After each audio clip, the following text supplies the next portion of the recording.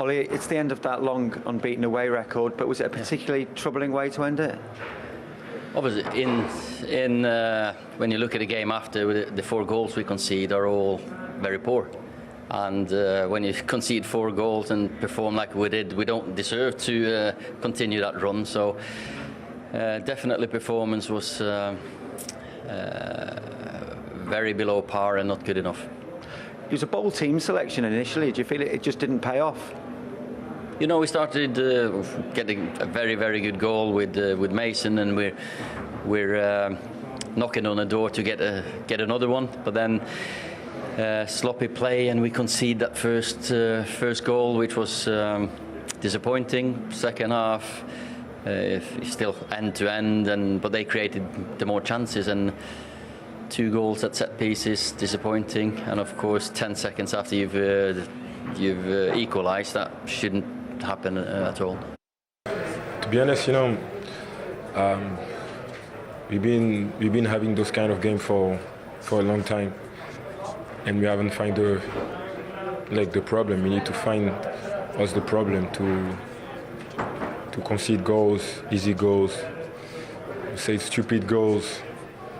When we know those games, when you play in this pitch, the fan gonna push, gonna put pressure on us and everything. So you need to be more mature. I think we need to play with more experience, arrogance in a good term, meaning that we have to take the ball and play our football. But now you have to find what's the key of this change and this game that we lose, because I think we deserve to lose today. Yeah, just what the crowd thought of it, how much they enjoyed it. Did you enjoy it as well? Yeah, I love watching the team today. I said to him beforehand that I studied our last game against Crystal Palace as if I was just coming into the job. So really focused and dispassionate in terms of, right, what am I seeing? And I then laid that out to the players that it's not what I want to see. It's not what we've been. And in fairness, this group have been brilliant for me. So but we need to turn the screw, and we need to keep that ambition and keep proving the point. Today, we proved the point that we can be a very good side when we play with that mentality and that hunger. And to beat a team with that quality, it was a great victory for us. We deserve to win. I think we showed good character in getting back into the game. I think David De Gea was man of the match. The amount of chances we created, he made some incredible saves. So I think that speaks to how we approached the game. You know, that was more like us. It was the formation that suited us a lot. We were very aggressive in our press and our counter press, trying to force mistakes higher up the pitch. These kind of things were things that we were looking to do. So hopefully now that's us getting back to where we need to be. Well, Rodgers and Schmeichel said the same thing there, didn't they? That the high pressing, the passion, the aggression, that is Leicester's identity, and that was back today. Yeah, I thought it was their best performance of the season. I thought they were absolutely fantastic, and they were aggressive in their press, and everyone was on the same page, and that's why they had the success today in doing what they did. Jamie Vardy did it, Iheanacho did it, Tielemans did it, put them under pressure, high up the park. Everyone knows what they're doing, and this is how they get their goal. I mean, it's a brilliant piece of skill, but it all comes from all doing the same thing. One goes, another one goes. They win the ball high up the pitch, then all of a sudden they're into that defence and getting efforts at goal. And this was a constant in the middle of the park. Tielemans, who I thought was absolutely superb, controlled the midfield. Very unlucky again, but that's a brilliant save from De Gea.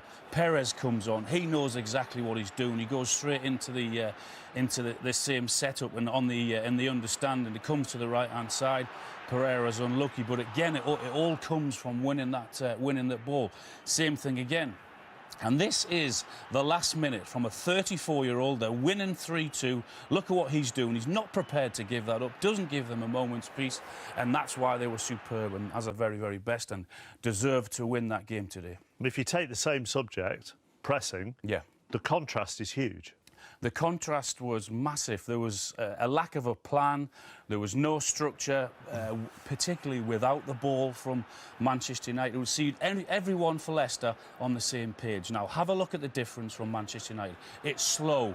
Don't know whether to press high. One pass cuts the Man United defence open. And as I said, it happened again. Look, Bruno, does he want to go? Not really. It's half-hearted, doesn't know whether to sit off. Leicester are a very good team, and they were superb today, but Man United made it far easier than it should have been for them because, as I said, they didn't really know what they were doing without the ball. Look at the 4 forwards there, 4 forward players. I mean, it is far too easy. They're looking around thinking, what can we do? One pass straight through the middle of them into Tielemans, touch, turn, another pass straight through the midfield again. No protection. That was Man United's problem last season. They didn't invest in that position. Same thing again. Look, it is very, very easy into players. No players closing Leicester players down. You can run with the ball. You can take a touch. You can get your head up and you can get straight into the back 4 again. And something similar again. They lose it.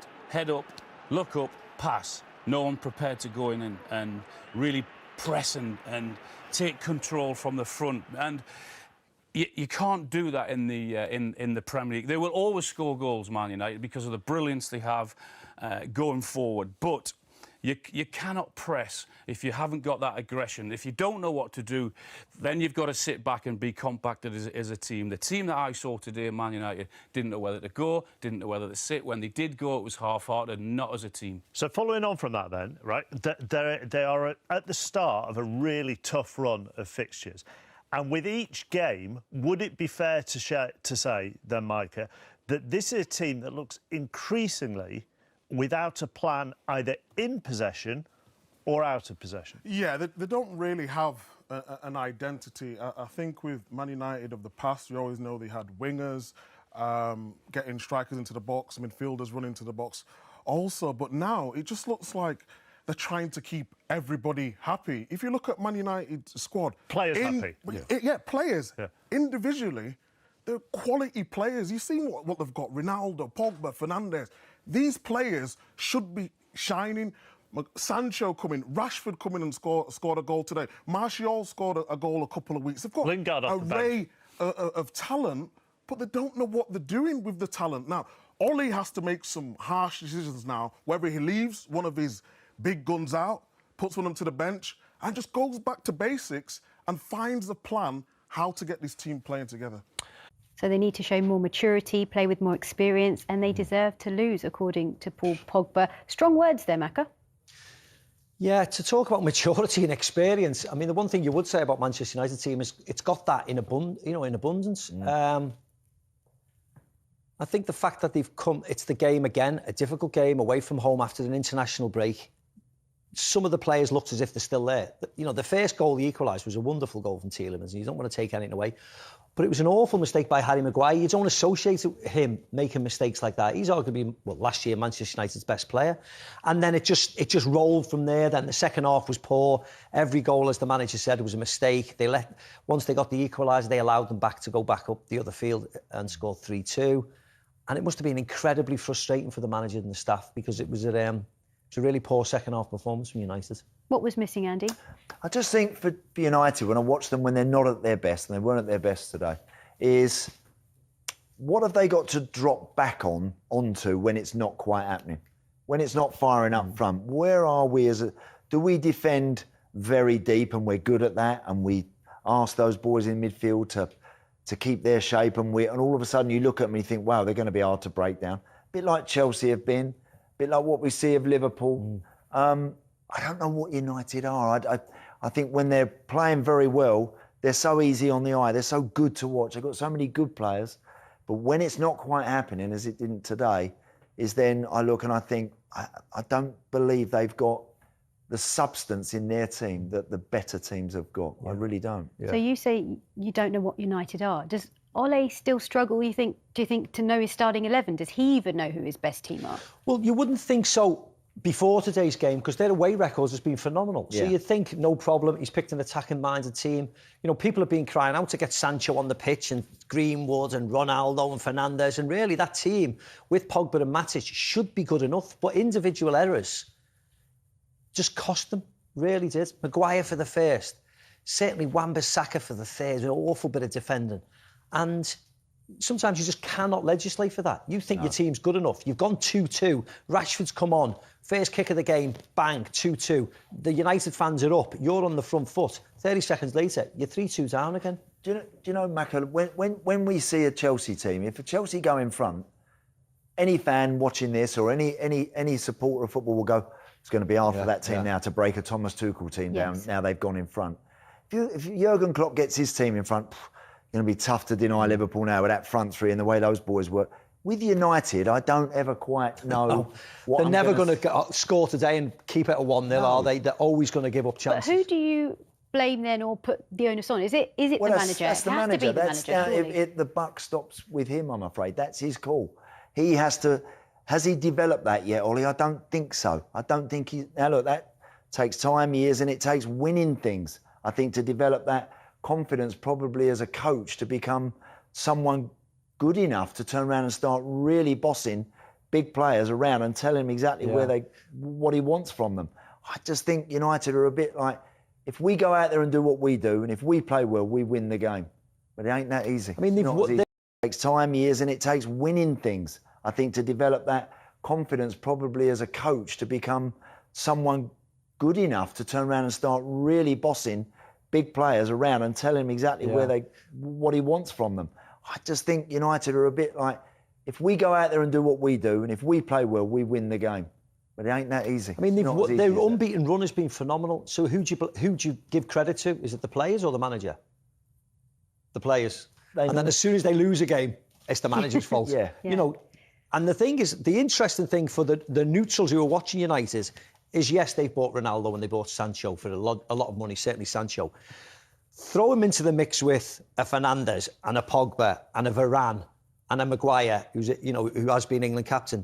That's when you look at the manager and go, can he handle this group of players, and start pointing fingers and shouting at them and telling them off when they go wrong. And I think that is the big question for me. I don't know whether he's got the aura, the power to say to Ronaldo, you shut up and sit down, you're awful. Pogba, you get off, blah, blah, blah, blah. Yeah. Like, Pep, Jurgen, Thomas Tuchel can do. Yeah. And unless you're in the dressing room, and I'm not in that Manchester United dressing room, I don't know whether Michael Carrick, Mick Phelan, Ole Gunnar Solskjaer has got the power to do that to that group of players yet. Well, you mentioned Rashford coming on, of course, scoring the goal to equalise, and then Jamie Vardy, with a moment of brilliance, took the score to 3-2. So you've just got back to 2-2.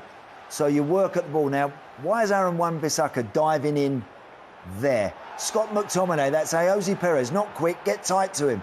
Don't back off and let him back you into the box.